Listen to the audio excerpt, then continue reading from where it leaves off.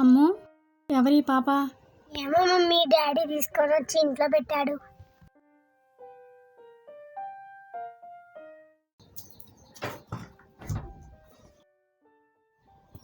ఏమండి,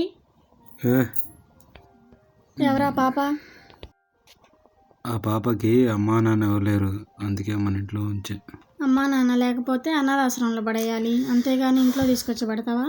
పాపం చిన్న పాప మన ఇల్లు ఎత్తుకుంటూ వచ్చింది, అందుకే ఉంచా. ఓహో, ఇల్లు ఎత్తుకుంటూ వచ్చిన వాళ్ళందరినీ ఇంట్లో పెడతారా? ఇదేమన్నా సత్రమా? సరేలే వదిలే, దీని గురించి తర్వాత మాట్లాడదాం, పోయి పని చూసుకో.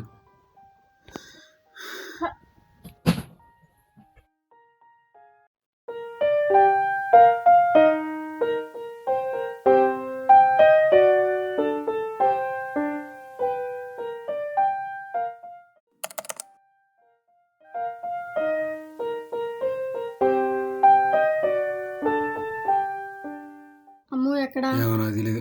ఏం తెలుసు నీకు? అడుక్కునే దాన్ని తెచ్చి ఇంట్లో పెట్టి ఆడుకోవడం ఇప్పుడు తెలుసు. ఎందుకు అంత సీన్ చేస్తున్నా? మరి నువ్వు చేసింది ఏంది? అడుక్కునే దాని మీద ఉన్నంత ప్రేమ మన పిల్ల మీద లేదు నీకు.